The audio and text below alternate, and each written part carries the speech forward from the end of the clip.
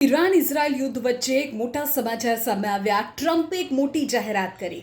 ટ્રમ્પે કહ્યું કે અમેરિકામાં 50 વર્ષ બાદ પહેલી નવી ઓઇલ રિફાઇનરી ખુલશે. સમાચાર માત્ર એટલા નથી કે અમેરિકા 50 વર્ષ બાદ કોઈ પહેલી નવી ઓઇલ રિફાઇનરી ખોલવાનું છે, પણ સમાચાર મેઇન એ છે કે ભારતની રિલાયન્સ ઇન્ડસ્ટ્રીઝ $30,000 કરોડ ત્યાં રોકાણ કરશે. આ રિફાઇનરી ખોલશે. આ જાહેરાત અમેરિકી રાષ્ટ્રપતિ ટ્રમ્પની છે.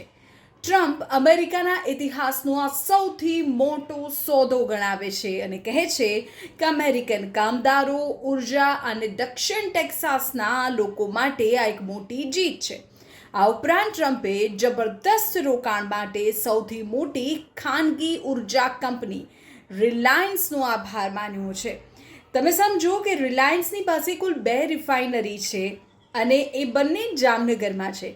દુનિયાની 10 સૌથી મોટી રિફાઇનરીમાં રિલાયન્સની આ બંને રિફાઇનરીઝનો સમાવેશ થાય છે, પણ એ ભારતમાં છે, એ ગુજરાતમાં છે અને બંને જામનગરમાં છે.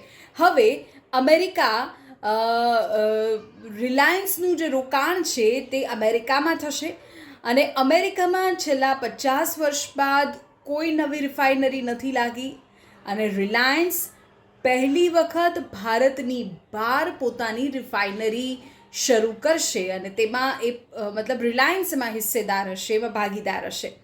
અને આ જ કારણ છે કે છેલ્લા એક અઠવાડિયામાં નિફ્ટીમાં જે પ્રકારે કડાકો બોલ્યો છે તેમ છતાં પણ રિલાયન્સના શેરમાં ખાસ ફરક નથી પડ્યો.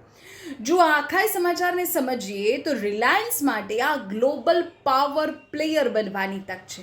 અત્યાર સુધી રિલાયન્સ પાસે જામનગરમાં વિશ્વનું સૌથી મોટું રિફાઇનરી કોમ્પ્લેક્સ છે, પરંતુ આ પહેલી વાર છે કે જ્યારે રિલાયન્સ ભારતની બહાર કોઈ દેશમાં રિફાઇનરી સ્થાપવામાં આટલું મોટું રોકાણ કરશે. $30,000 કરોડ આ કોઈ નાની રકમ નથી. ફાયદો શું થશે? તો અમેરિકામાં રિફાઇનરી હોવાથી રિલાયન્સ સીધું જ અમેરિકન માર્કેટમાં તેલ સપ્લાય કરી શકશે. ટ્રાન્સપોર્ટેશન કોસ્ટમાં ઘટાડો થશે. તો બીજી તરફ અમેરિકા વિશ્વનો સૌથી મોટો તેલનો ગ્રાહક હોવા છતાં છેલ્લા 50 વર્ષમાં ત્યાં કોઈ નવી રિફાઇનરી બની નથી.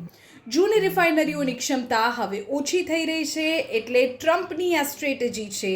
ટ્રમ્પ ઈચ્છે છે કે અમેરિકા ઉર્જા ક્ષેત્રે સ્વનિર્ભર બને અને રિલાયન્સ જેવી ટેકનોલોજીથી સજ્જ કંપનીનું આગમન એ ટેક્સાસ અને આખા અમેરિકા માટે એનર્જી ગેમ ચેન્જર સાબિત થશે.